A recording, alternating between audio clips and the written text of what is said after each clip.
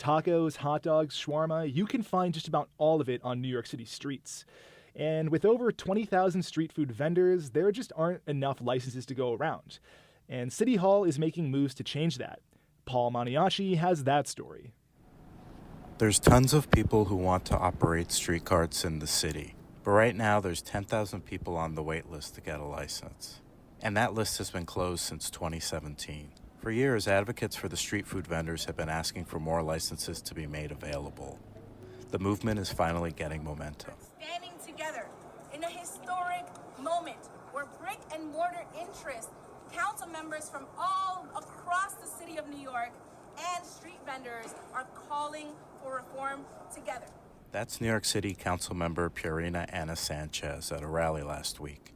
She's one of 32 council members co-sponsoring a new bill that would add 2,000 more licenses for street vendors annually over the next 5 years.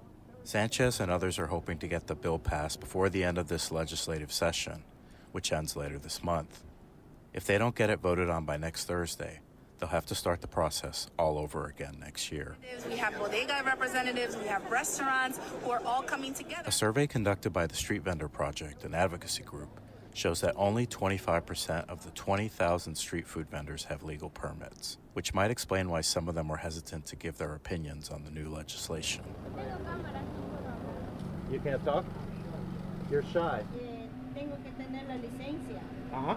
También las cosas de aseos, cómo trabajar. That's Miriam from Guatemala. Miriam is one of the lucky ones who was able to get a license. She told me the cost of her license was around $600. She's been selling empanadas in New York for 8 months at different spots throughout the city. I asked Miriam if she has ever run into any problems with the police. No, cuando todo el carro, cuando todo está en orden, no hay ningún problema. She says she's been very lucky because she has her paperwork in order and on display in her cart. Miriam didn't share how she was able to obtain her license given the large wait list. But she supports the legislation to increase licenses and is hopeful that others will have a chance to get their own as well. Selling food on the street is an important job opportunity for immigrants, who make up 96% of street vendors.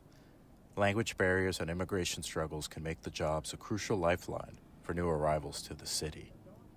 And getting a street vendor license doesn't require proof of citizenship. Street food vending has been regulated in this city as long as there have been street food vendors. And sometimes, or a lot of the time, that regulation or attempt at regulation is also wrapped up in anti-immigrant feelings, language, whatever. That's Catherine Piccoli, the curatorial director of the Museum of Food and Drink in Brooklyn. She says increasing street vendor licenses is particularly important now, since ICE raids throughout the city are at an all-time high. Having more licenses available will give street vendors a more secure working environment during a time when tension is high. A final version of the bill was submitted to the City Council yesterday, and a vote on the legislation will happen next Thursday. If it doesn't pass, advocates will need to go back to the drawing board. Paul Maniaci, Columbia Radio News.